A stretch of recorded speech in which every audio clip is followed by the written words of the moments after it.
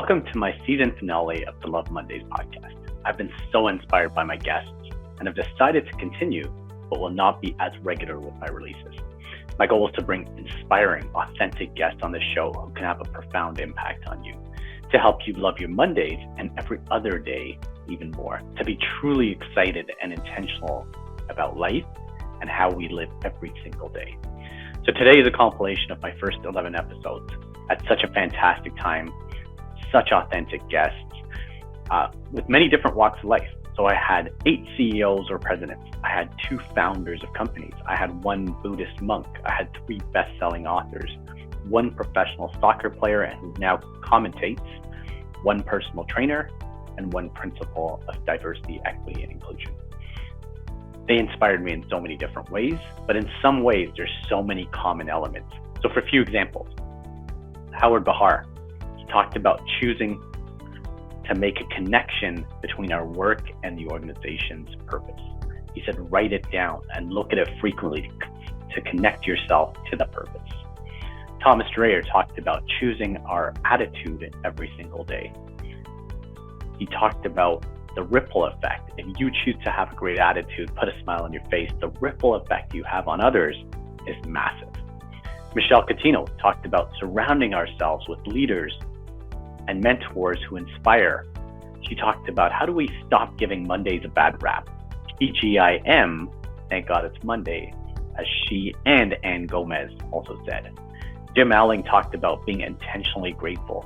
He talked about his daily gratitude practice, and he said, look, let's be thankful that we even have a job. Stephen Caldwell, professional soccer player, I wish I could do that. He talks about doing things he loves, so every single day blends into each other because he loves what he's doing, whether it was a soccer player or a commentator. Bhante Sarnapala, a Buddhist monk who's one of the happiest people I know, talked about getting a head start on Mondays. He talked about it almost being like a root canal that's painful at times, but it can save your life. Ann Gomez, she founded her own company and I have the pleasure of facilitating for it. She talked about doing things you love as well as making a difference in the world. And she referred to the TGIM, which I've talked about before. Samantha Taylor, it's just focusing on things we love, being curious, exploring, and what that does is it uncovers passions that we can go deeper and deeper into. Lisa Richardson talked about being present. She talked about loving her weekends, but then being inspired by her people on the Monday and really having a fresh start every Monday to make a difference. Christine Cruz Clark talked about how life is short, and she brought up the phenomenal concept of ikigai, which is a Japanese concept, which talks about what are the gifts we can bring to the world and what does the world need, and finding that commonality. And there's a couple other great questions in that concept to say, again, find something we're really good at, something we love to do, and what the world needs, which I absolutely love. Danford Gomez, who's a personal trainer, talked about starting with a structured exercise routine to start with a win and set the tone for the rest of the week. And he also talked about being proactive and eating that frog, which is a famous Brian Tracy book about avoiding procrastination. And again, that's a huge win that starts off the week really, really well. Ali and Scott Svensson, who started Mod Pizza, phenomenal pizza chain in the US, mainly a couple of restaurants in Canada, talked about, Ali talked about, instead of saying, is the glass half empty or half full, be thankful that you even have a glass, right? So really embracing that gratitude I talked about before. And then Scott Svensson really talked about how do we fill our lives with things we're excited to do. And he has a famous snooze button test. If you're hitting that snooze button too often, he recommends just stepping back and saying, look, are we making as meaningful a difference as we want? Are we doing the things that we love to do? And frankly, it's a wonderful test for me. And I really think about, am I doing things I love every single day, right? Continuous journey. So enjoy the episode. And I really, really appreciate you listening to my episodes as well as sharing them with your friends and family who you think would benefit from them. Thank you. I want people to love their Mondays, right? Like it's one of the things that, especially for me in finance and accounting, where a lot of the folks, they they're kind of putting it in for the team, so to speak, and they're working nights and weekends and not enjoying what they do. Yeah. And I was trying to be the contrarian, especially later in my career, say, let's have fun. Let's take Friday afternoons off like the rest of the organization. Yeah. So what would you do to say, hey, for an individual who's maybe stuck, what would they do to get to a place where they're feeling great? Make a connection between the work you do and serving other human beings. Find that connection. No matter how slight you think it is, it's more important than you think it is. And write it down. What I do, here's how it helps the organization, which helps the people that are working in the organization, which helps the ultimate customer. Find that connection. It's not always easy, but you got to look for it. And then commit to that. Get down, just look at that piece of paper. For me, it's really about choosing your attitude. Someone once told me that we all have stresses outside of work, at work. We're always going through something, but when we walk through that door on Monday, it's really about the attitude and the choice we want to make around our attitude. So we spend a lot of our time in life at work, unfortunately, 35, 40 years. And so if you're going to spend that much time doing something, you may as well have the right attitude. And for me, coming in and starting strong on Monday is all about walking through the door saying, I know I got a lot of stuff to do this week. I know I got stuff going on at home. But when I walk through the door, if I can have a smile on my face and a good attitude, that may actually have an impact on somebody else that's not having a good Monday and help them navigate through their challenges. So to me, it's really about attitude. It's tough sometimes, weekends are fun, but also, work does serve a purpose in our lives. And so let's just go in it with the best attitude as possible. Well, the first part of it, I think you alluded to in your opening comments, and that is to enjoy what you're doing. I think that's where it all begins. And if you're in a situation where you don't really just enjoy or love or are passionate about what you're doing, which is part of life sometimes, if you can find something about it that you do and focus on that, that's certainly going to help you have a much better attitude toward Mondays. The other thing is to focus on how you can bring value to those around you. That is known. That's certainly not something that John and I made up. This is something that's known. If you want to get out of your own funk and want to be feeling good about yourself and so forth, make a contribution to others.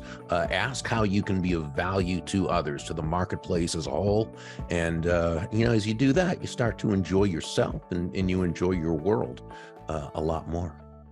It's interesting that you asked that question in that way, because what you asked me is you found something that you're really passionate about. The truth is I didn't find it. It found me. And it found me through profound leaders that I had. But it wasn't really an easy journey. So I'm gonna tell you my story a little bit because it does link to DEI. So that's why I wanted to tell it. I became a teacher, loved teaching, was in the classroom. I taught at a school with an administrator who I loved. I actually followed him to another school. That's how much I just loved his leadership. And so I developed a style where I had my hands in everything, right? I was involved in the teams. I was involved in, we were in a new school, so I helped create the logo, all the groundwork of that school. And in education, we have something called the teacher in charge. So when the administrator or the leader's not there, there's a teacher who takes over, and that was me. And so my administrator would always say, "Oh, Michelle, I don't know what I would do, without you. You just do so much." It's like, great, loved it, right? My parents were like, "Oh, you've done so well for yourself. You're a teacher. That's great." So fast forward, there's a day that comes when the superintendent visits, right? So superintendent is male, my principal is male, and they walk around the school and they meet all of the staff. And at one time we had a male staff member, and great teacher, whatever, but not nearly as involved in the day-to-day operations of the school as I was. And after the meeting, the superintendent met with the principal and he said, "Wow, you really have a leader here in the school."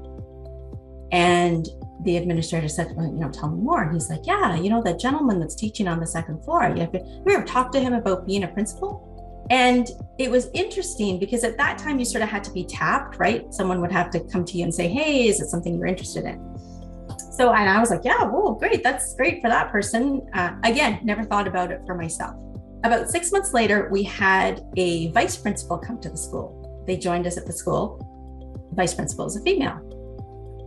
Within a month, she went to the principal and said, "How come, has anybody talked to Michelle about leadership?" And in that moment, the principal, and this is him telling me the story. He said he had to take a breath.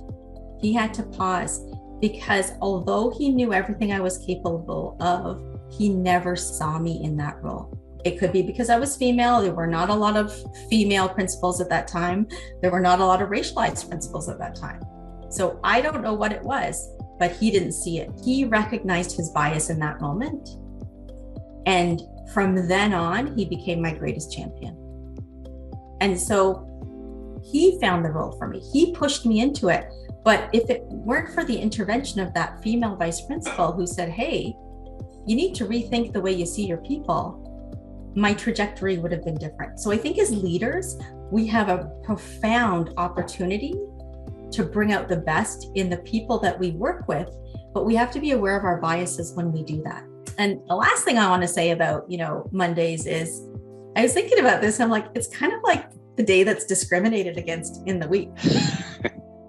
Right? Like Wednesday's like, oh, hump day, woo. And Friday's like, oh, everybody loves Friday, but poor Monday. And when we do equity work, we think about stereotypes.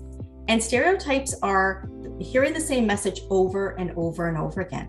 And really, we've been hearing this about Mondays for a long time, right? Like, oh, I got the Mondays, and oh, it's Monday. And even, Garfield the cat, I hate Mondays. So when you hear this over and over again, you start to believe it, right? So you internalize it. And there's something in psychology, and it's called confirmation bias.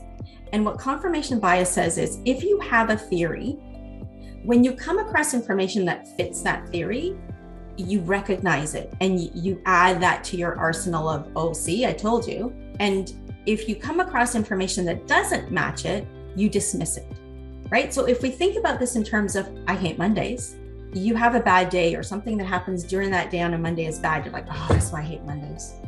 Mondays are terrible, right? But I think we have to start to flip that script and start to recognize the joy and the really positive things that we have in those days, because we need to change the narrative. And that's something only we can do. Our leaders can give us basics and foundations, but we're the ones who have to start seeing those pieces of joy and, not dwelling in frustration, but looking at what we have accomplished, so that Mondays do end up being, hey, I had a good day today. This happened. So we have that within our power. I think you already touched on it in your intro when you talked about being intentional. And for me, it's being intentional about being grateful.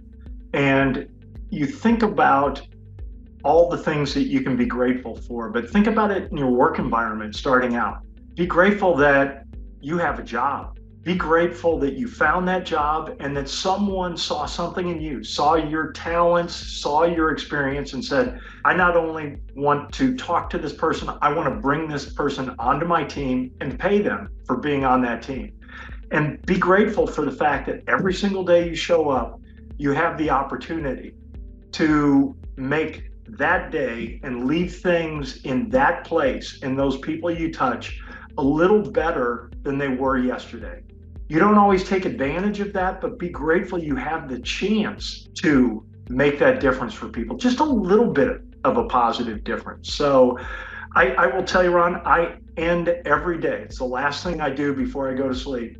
I end every day giving thanks for 3 things that took place in that day that I'm grateful for. And it's something we did with our children. We've got 3 boys, and it was a practice that I realized, hey, I need to do the same thing. So my wife was the one who started the practice for me, really, with our 3 kids. And I was like, that's a great idea. And it leaves you in a place of peace and gratefulness at the end of the day. So that's my advice. I mean, just be intentionally grateful for the things that are coming, your health, your surroundings, something that's happened in your workplace. So that's why Monday should be as good a day as Friday, as Saturday, as Sunday. And I'm not going to pretend every single Monday I was clicking my heels and jumping in, but I recognize I was really grateful to have that opportunity to go into a workplace. I've been so fortunate in my adult life to never really recognize a Monday, let's just say that, because of the type of things that I do. Mondays are just another day. When I was a professional athlete, Monday was either match day -1 or match day -4. It was always with a kind of match in mind, whether that come at the weekend or during the midweek. So I often used to wake up on Mondays and think, how lucky am I that I don't have that the Monday blues, as they call it, where you have to go to work for an entire week. And I'm glad to say, since retiring as a professional athlete, I still have that feeling, because I'm so fortunate that I get to do things that I love. I get to do things that still centre around the game of football, and I still feel like a Monday is just another day, and it just fits into kind of 7-day week where I'm constantly either working on something soccer, football related, or I am preparing for something that's around the game of football. And my advice would be to try and get into things that you love. I think that's the probably the message here. If you love something, then you can make a career of it, then go for it and be fully committed to that. I'm often asked how I prepare for different parts of my life. At times I am overwhelmed by some of the things that you mentioned there, Ron, in my introduction. I am overwhelmed and I have a lot on my plate, but I love it. And that's the message that I give to people, that if you don't love what you do, or if I didn't love what I did, I don't think I could be good at it. I just feel that I need to live it and love it kind of 24 hours a day, 7 days a week. So when it comes to that aspect, again, a Monday is just another day of being part of the beautiful game. We should love Mondays, because like how I always wish good morning, happy Monday, and sharing a positive thought or my own observation, my own thought that I think would be inspiring the people. And I know majority of the people don't look forward to Monday. They always look forward to Friday. But Monday could be the best day if you can get done a lot of stuff on Monday. You will feel 1,000 times much better for the rest of the days of the week. So we have to start Monday with positivity, with a good feeling, with a good mindset, with good attitude. So when you get done a lot of stuff on Monday, then you don't have much on Tuesday, Wednesday, Thursday, Friday. So there's no stress. Wishing somebody a happy Monday is like a saying, enjoy your root canal. It's painful, but it's saving your life. It's not going to affect the good teeth, okay? So it's going to save your good teeth. So if you could go through this stressful Monday with positive mindset, with hope, with inspiration, with motivation, and the rest of the days are going to be amazing. I think we all deserve to love Mondays. I think we should love every day of the week, as you just referenced. And that I didn't say it as eloquently as you, but that really is the heart of why I do what I do. The purpose of our company is to help people really love their work and thrive at work. And it's not and have this amazing life that they love. So it's this kind of overall rich life. It's not, oh, I have to work, right? I want people to be TGIM. Thank goodness it's Monday. Well, that is a big question, Ron, and I could go on and on with many words of wisdom. But I do think, from a career perspective, it's definitely a long game, right? So focusing on things you love, being curious, exploring different functions, businesses along the way will give you that ability to figure out what really gives energy. And that's where the true passion and that ability to work through challenges really comes into play. So, and look for something that really gives you energy. Thank you. Lisa, what would you add to that? At the end of the day, to be healthy and present sounds a bit Pollyanna, but that's really the most important thing, that you show up being positive, healthy, etc. I think we're in the people business, And what inspires me on Mondays is sort of this reinvigoration. I get to be back with my community. I get to be back inspiring and being inspired by people. And it's a fresh start every week. I have sort of an innate passion, I think, within me. And my family is a really important piece too. My family and friends who recharge me, every night of the week and including on the weekends. So you combine that and having that settlement behind me with the excitement of being with my community and my people, starting fresh on a Monday, really inspires me. And so I don't think I've ever not looked forward to Monday. That's awesome. Christine, what about you? I think in keeping with what Lisa mentioned about being a little bit Pollyanna about it, I think life is short. And if you can figure out what you love to do and find a way of making a living doing that, it really is as simple as that. It's like figuring out your ikigai, which is that intersection between all of the things that it really takes to make you happy, but also as a service that the world needs. That's a great question. And we certainly are not unique in that there were times in our life where getting motivated and inspired on a Monday morning was a challenge. I think the thing that has certainly helped us is making sure that we're filling our life with things that we're excited about. And we've used it as our own personal reference, kind of the snooze button test, which is if you're living your life in a way where you're continually hitting the snooze button and you are not excited to meet and greet the day, then you should ask yourself, I think, serious questions about how you're spending your time, how you're investing your time, and what your purpose is, what the objective or mission is of what you're trying to accomplish. And we've certainly found that anything that you do that's worthwhile is going to be hard, and sometimes hard means you'd rather do something easy. But if there's a meaning behind it and a purpose and something that draws you, that's meaningful to you, we've found that that's the thing that gets us through it and that gets us inspired. We were fortunate in that we were able to spend time together in some of our stores yesterday. And we were just talking about this earlier this morning. That to us is that moment when we are able to take all the work that we're doing, the things that it's like the athlete who's working in the gym, and then you get into the game and you realize, okay, this is why I was doing it. And being in the stores yesterday with some of our amazing leaders, talking to them about their experience at MOD and the impact MOD's had on their life and their future hopes and dreams, we came away from that and we had the same answer that we always do, which is, man, we've got to work harder because this is working, it's having a positive impact on people's lives, and they're counting on us. And it's that type of motivation and engagement that creates the inspiration for us to get out of bed in the mornings before the alarm goes off and get after it. Even though sometimes that's hard work and it's not necessarily the most fun work, we know why we're doing it, which makes it incredibly gratifying and rewarding. I agree with everything that Scott has said. And the other thing that came to mind with your fun question, one of the privileges of growing older is you get perspective. And there's this little book that we came across a couple of years ago. I can't remember the title of it now, but it had this saying in there about, it asks the question, is your glass half full or half empty? And the response is, well, start with thinking about how lucky you are to have a glass.